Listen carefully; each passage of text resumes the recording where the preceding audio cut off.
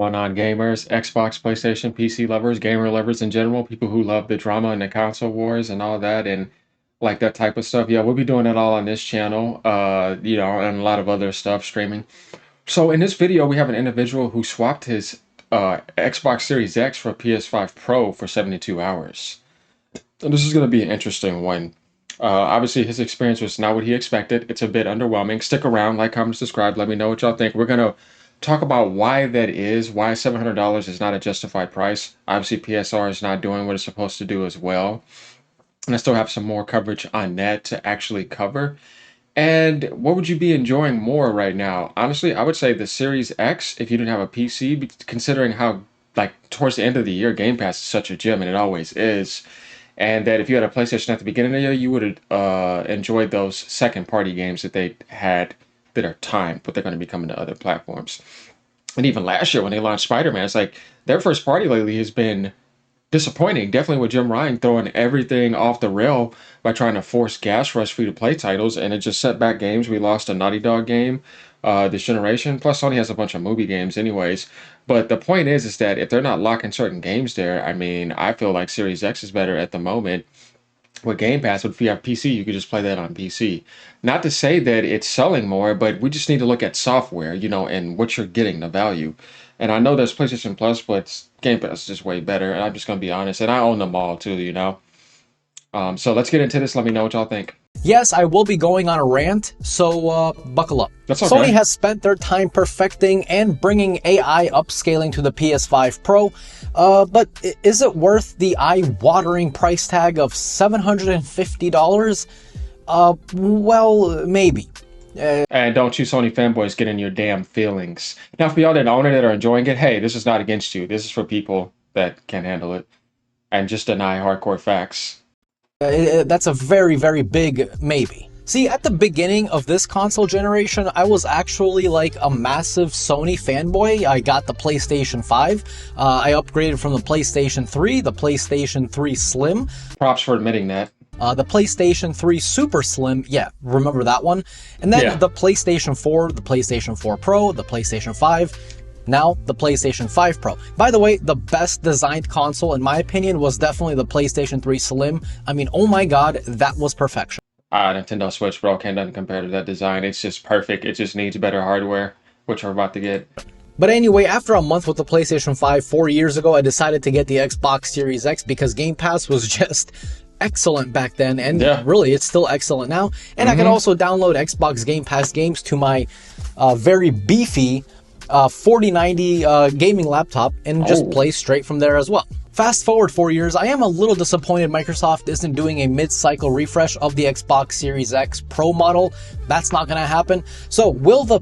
But Phil Spencer said you can't really notice a difference, and it's not worth it. And he's right, because the problems this generation are rushed games, unoptimized games, unfinished engines like the Unreal Engine 5, and then over-focus on hyper details, over-budgeted, overworked nonsense when you should be focusing on what really matters: gameplay, replay value, and fun.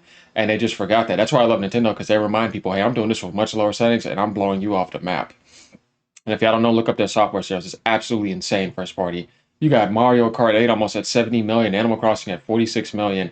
Tons of other games like Smash Brothers at almost 35 million, Zelda at almost 35 million, Breath of the Wild at like 24, 25 million, Pokemon's at 25. I mean, they're just selling gangbusters because people want to play video games, you know what I mean? They don't want these movie rush story games. They don't want all those microtransactions. They want good video games. And a lot of this generation, they're forgetting about that. PlayStation 5 Pro convinced me to switch over to Team Sony again. Well... First things first, the design. Thankfully, the PlayStation 5 Pro is smaller than the PlayStation 5 because, boy, that console was massive. While I do love this new updated look, what I don't like is the pricing. This thing cost me $749. Now, if you want the disc drive, it'll be $80 more if you could even find it for that, because it's been sold out and scalpers are out of their minds on eBay. So if you have a library of disc games on the PS5 and you just upgrade it to the PS5 Pro, you can't play them. Unless you overpay by 2-3 times on the disc drive, which please don't do that. Don't give the scalpers more money. They already have a hard time selling the PS5 Pro. Now, the PS5 Pro is supposed to use AI, upscaling, and other fancy tech that 99% of people, including me, don't understand.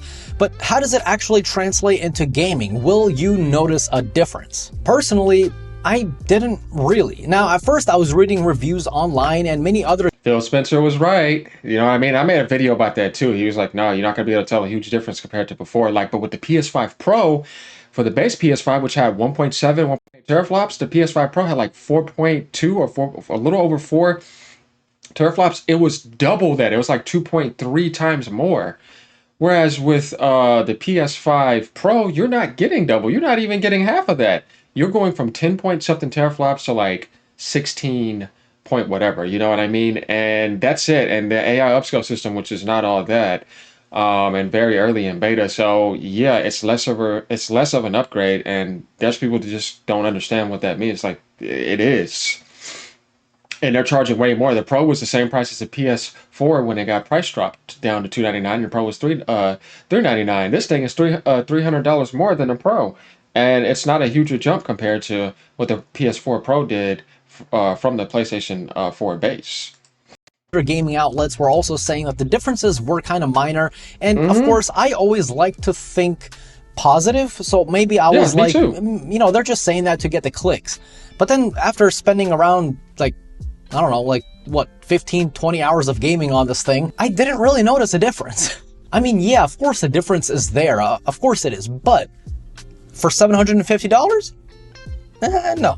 I honestly can't even say I noticed that big of a difference compared to my Xbox Series X. I mean, I'm just being honest. Trust me, I've switched from Sony to Microsoft before, so if I wanted to switch from Microsoft back to Sony, I definitely would. But as of right now, I don't really see a difference. Do the games look great? I mean, of course, for $750, you better damn bet the game's gonna be looking good, but I don't know. I just remember going from the PlayStation 4 to the PlayStation 4 Pro because you were making a jump more into that 4K world. The difference was greater visually. You do get some better reflections and lighting in some scenarios depending on the game, but I mean, I don't know. This console to me feels like it's a console made for first-time gamers. Like, for example, if you don't have the PlayStation 5 and, you know, you're looking to get the PlayStation 5, the PlayStation 5 Pro might be a really good option if you don't mind paying that eye-watering price tag. But if you already own the PlayStation 5, please don't go out and buy the PS5 Pro.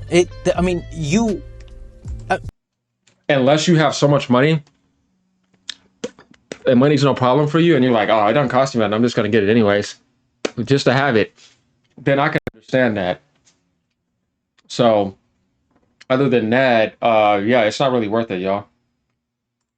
I mean, just don't. I mean, I'm just being honest. Yeah, I could say definitely go out and buy it. Use my link down below. I earn commission off it, but I won't. There is no link down below. I'm just giving you guys my honest thoughts. See, the whole shtick with the PS5 Pro is that you don't have to decide between quality and performance, as this console kind of merges them closer together, as well as making PS4 games look a bit better thanks to that new fancy AI technology. But that AI tech doesn't really work all too well in some games, like in this screenshot from Open Surprise.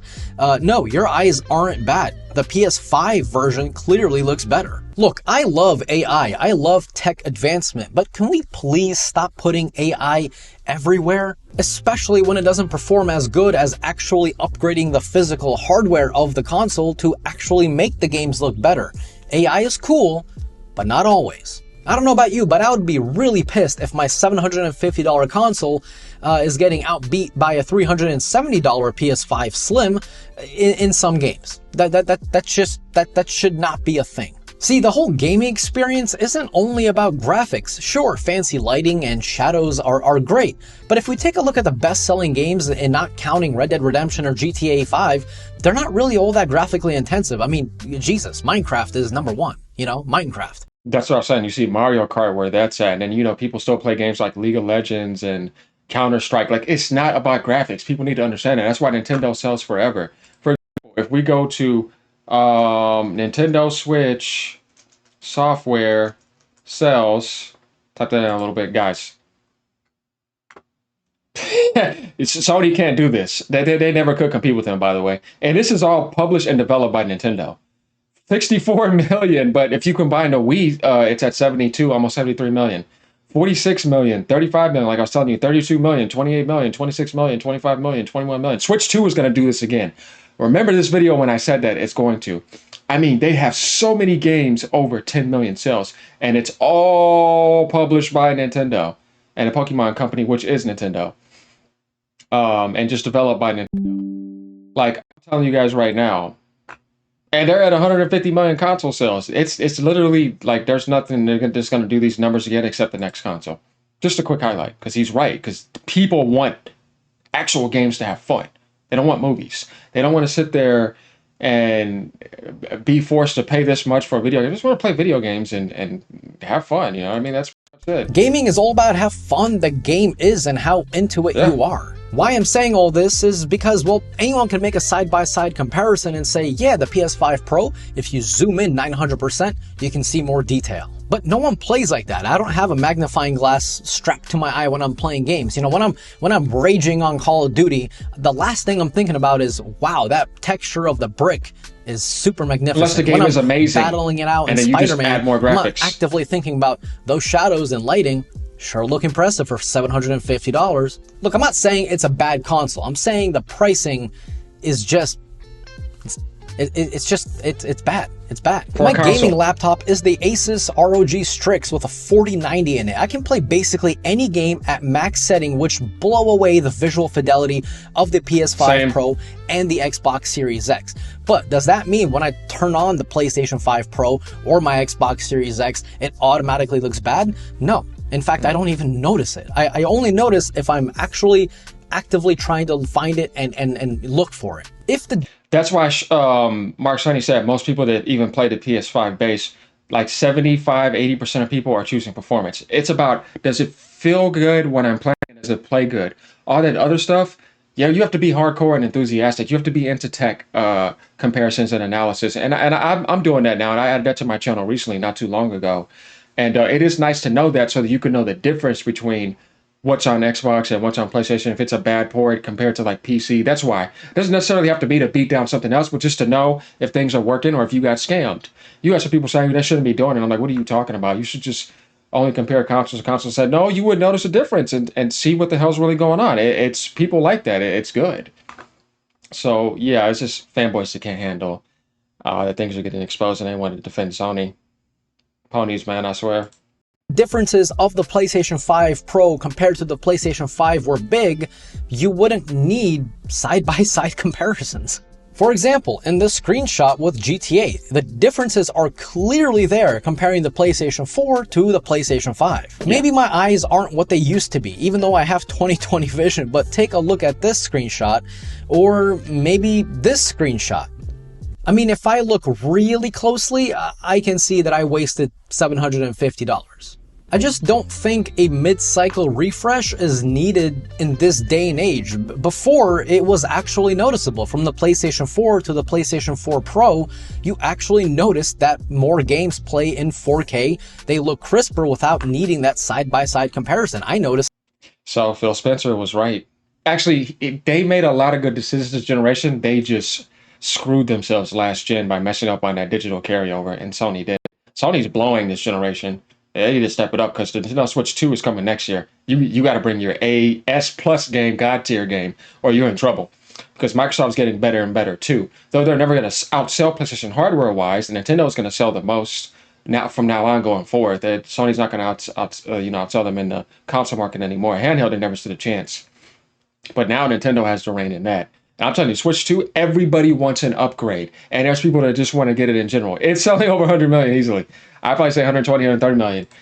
It, among with many other gamers out there. The PS5 Slim right now is $374. You could buy that. 2 years of PlayStation Plus Premium and a few games for the same price as one PS5 Pro with nothing else. Yeah. That's crazy. The thing I do like about the console, even though it's not a PS5 exclusive, is the UI layout. I just really like whenever you're downloading a game, you can see its progress in real time on the homepage, and the UI overall just brings more information to the forefront without really feeling cluttered. I really like the way Sony did the UI, and I kind of hope Microsoft follows through because the Microsoft, the Xbox Series X layout, it just looks a bit kind of bland nowadays. It's not too What bad. But I doesn't know make what you mean. sense is that Sony is calling this the Pro model, charging us $700 for it, or $750 with tax, or even more depending on where you live. And they Should have been $599. didn't even bundle a $30 stand with it. Really? You couldn't afford that, Sony? They could. You know, $30? No disk drive either. I mean, you guys couldn't at least made enough in stock so people wouldn't have to overpay by 2 to 3 times? Look, I get it. If you want the best, you got to pay the best. But does that mean they can just rip us off? Maybe so. I guess that's why no one is buying this thing. Now, the controller of the PlayStation 5 Pro hasn't changed from the PlayStation 5, and I think it's fine. It's a decent controller, but I still think the Xbox Series X controller is just more comfortable. It kind of fits more into my hand, because when I'm using this controller, my palms, for some reason, aren't gripping the entire grip of, or the handle of the controller. I don't know what this thing is called. But like for longer gaming sessions, it's just, it kind of cramps up my hand. I don't really like it all that much for, you know, ergonomic reasons, but I do like the triggers. I think it's pretty cool depending on the game and depending on like what your character is wielding. It has a different kind of feel to it, like a different kind of trigger pull. That's pretty genius. I definitely like that, but obviously for, you know, for playing games like Call of Duty, you might want to turn that off so you can be a little bit more accurate. But for story-driven games, it actually kind of almost puts you into the game. Not really, but kinda. Look, I mean, I don't know. All in all, the PS5 Pro, like I said, it's a great console, but it's not needed. It's not really needed, and the sales figures tell it all. I mean, you guys remember when the Xbox Series X and the PS5 came out? You couldn't get those consoles in stores for like 2 years. They were sold out everywhere. You're either overpaying or you got really lucky and managed to find one like hidden. I had to camp for mine. I got up at like 1 in the morning and got to GameStop at like 1:30, and I still was the second last one in line, waiting for it to open. Or no, maybe I woke up at 1 and probably got there closer to 2 actually. But for the Nintendo Switch, I'm doing the same thing. That's going to be even worse. Like, but they said they're going to have millions ready. So, and we're not in a COVID era, and plus that's why they delayed to get more mass production. Under a shelf in a store in the middle of Arkansas or something, you know? But now the PS5 Pro, you know, the latest, the mid-cycle refresh, AI, shadows, lighting. This thing is available everywhere. I bought it on Amazon at 9 a.m. and it came to my house at 4 p.m. the same day. You know, like, these things are everywhere. No one's really buying them, at least not many people, and I totally get it. The reflections look nice. The lighting They just had a spike at first, like he said, because there's people that are still on the PS5, a PS4 Pro or PS4, and they wanted to upgrade. Once all that died down, most people were not doing that, and then it just hit a drop. In Japan, it dropped down to like under 7,000 sales last week. The only time they're going to get any spike is for Monster Hunter, because they love Monster Hunter and everybody else does. Other than that, like I said, they're always relying on somebody else, third party, to do that. They don't have any first party games to launch around it. It's not worth it. So that's pretty much it on this video. This guy's cool. I like him. He's being very honest and nice about it, as you see. So let me know what y'all think. Like, comment, subscribe. This is not to beat down the console, but this is just to give a realistic aspect. That's why I'm giving you multiple experiences of what people are saying. And a lot of people are saying they can't notice the difference. Phil Spencer said the same thing.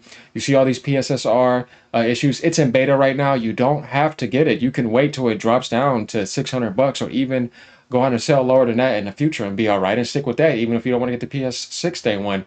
But the point is, there's no need to rush and get it. And they kind of,